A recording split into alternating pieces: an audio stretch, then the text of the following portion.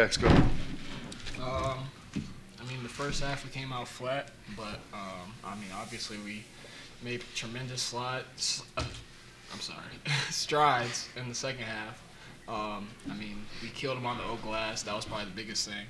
I mean, and it was a good win. So, questions? It's good. Right to the point. I like it. Questions, anybody? Mark, down 13 at halftime, what was said and what adjustments did you make in sitting out? You know, this group has been super resilient. I mean, this has not been an easy year for us. We've faced a ton of adversity, and there's been times we haven't performed, and these guys always ring the bell. And so, you know, we're very focused on mindfulness, on being present, and all we talked about in the locker room was like, hey, let's don't carry any of the first half back out there with us. It's just got to be right now with the fight. And then, you know, this starting group really changed the whole tone of the game. Jax made big plays. Gideon made big plays. Foose had a presence early on. Rudy was inspirational, and Spencer's always good. And those guys just changed the whole tenor of the game. And incredibly proud of our guys. Not surprised. Yeah, Mark, you scored 20 fast break points in the second half after I think only 4 in the first half. Was that by design, or you were running on misses, you were running on turnovers, you were just getting out, especially those first 8-10 minutes of the half? Yeah, you know, Portland switching everything was problematic for us in the first half because it got us really sped up, and we've been really effective playing against teams that switch. We just, you know, they made some shots early, and we got a little sped up, and we didn't kind of exploit that as good as we could. You know, Foose was, you know, didn't have the greatest first half, and you know, we usually punish people when they try and switch with him, which he did in the second half in an amazing way. And so, you know, all of that was super complicated. So in the second half, one of the things we want to do is we really want to push the ball just so we could avoid that, so we could get through that. And the guys did an incredible job actually executing that on their own, simple play after simple play. Richie, for you, you talk about, you know, you love being competitive. You guys kind of had, you know, a flat moment, but you just stayed active the whole game. You kind of kept the team in the first half. What was working? You know, like, I'm just fortunate enough to have been out there on the floor.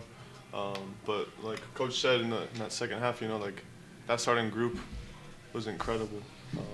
Totally changed the pace of the game. And, you know, like in the locker room, it was nothing was over. We didn't just like roll over, you know, and that's like what I think is so incredible. You know, like we came out and said like, this is not done. If we lose, we go home. And so we're not going to lose. Yeah. Jackson, can you talk about what Foose gave you? I mean, he was a man in there in the middle, and they were climbing all over him, it seemed like. Man, I mean, kind of going off what Richie said, that first half, Foose really set the tone just by his rebounding and calling for the ball. He was super aggressive. I mean, he drew a whole bunch of defenders in there. He did catch the ball, so and then he found the open man every time, and if he didn't, he was finishing it. So it was really good to see, and we needed it. So. Yes, what changed for you personally in the second half? Because you scoreless in the first half, you had like 11 points the opening minutes of the second half. What was the difference there for you? I mean, I came out flat, and you know, just going into the second half, I knew I had to step up for my team. Everybody knew that they had to step up. It wasn't a great first half, and so we just came out with the energy and the fight that we needed, and we got it done. Yeah. Mark, it seemed like everybody you played gave you something tonight. Are you feeling like you've built some depth that you can throw numbers at people and keep coming hard? I think these guys have built it. You know, Richie's coming off the bench as a freshman. I think everybody trusts him. Jax, you trust him? Oh yeah, for sure. So you know, and that's a lot. Like that's a big deal. And you know, Atiki, you know, this is a really challenging game for Foose and Atiki in terms of matchups because Portland's playing 5 guys that really shoot the ball at an incredible clip. And I thought Atiki gave us an unbelievable effort, guard like a guard. Like I thought he was really good, and you know, all of us trust him. And TC gave us really important minutes. I mean, I know they weren't like standout, you know, headline minutes, but they were super important. And you kind of go down the list of all the guys. Trey Stewart gave us really important minutes in the first half, and so. You know, it's a luxury when you're in a tournament, especially for us having to play multiple games, that you have guys to play, and we certainly do. And did you come into this game not only knowing that you wanted to play at pace, but also knowing you had a physical advantage and you could maybe be the more aggressive physical team? Well, that's when we've been successful. So in the first half, we felt like, as a group, as a collective group, we felt like we were losing every 50-50 ball. We felt like the first 10 minutes of the game, Portland really scored and executed well and made shots. And then the second 10 minutes, when they actually extended the lead, a lot of it was just junk stuff where we just, it was messy offense where we had a chance to go win a 50-50 ball and we didn't. And they capitalized on over, whether it was an offensive rebound or a deflection or whatever. And our guys completely changed that in the second half. And that has been an identity of this team. When we've been successful, we have been, the team that's winning those balls, and they did in the second half. For Jackson, Coach, I know Reggie hates talking about himself. Yeah. I'm going to ask Good. you about him while he's standing next Yeah. to you. How big were those minutes and kind of the Yeah. shot that he had in that first half? Well, you guys saw it. Like, we were stuck. You had a coach sitting over on the sidelines that was stuck, just a big dummy, and we were stuck as a team. And Richie just said, you know what? Just to keep us afloat, I'm just going to raise up and make shots. He just was like, I'll just raise up and make some shots in the first half, just to calm everybody down.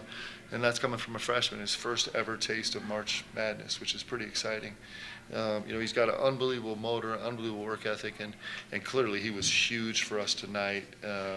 And he's had a really incredible freshman year, just in terms of he's had huge impact in, every fourth or fifth or sixth game, he's got a huge impact, and that's a lot to do as a freshman. So he's been incredible.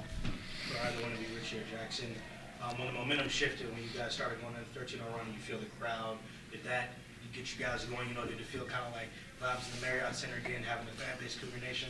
Yeah, big time. It's funny when they do the BYU Cougars. It's so funny because they're we're in Vegas, and yet it sounded just like, maybe not as loud, but it was a big volume, and we love that.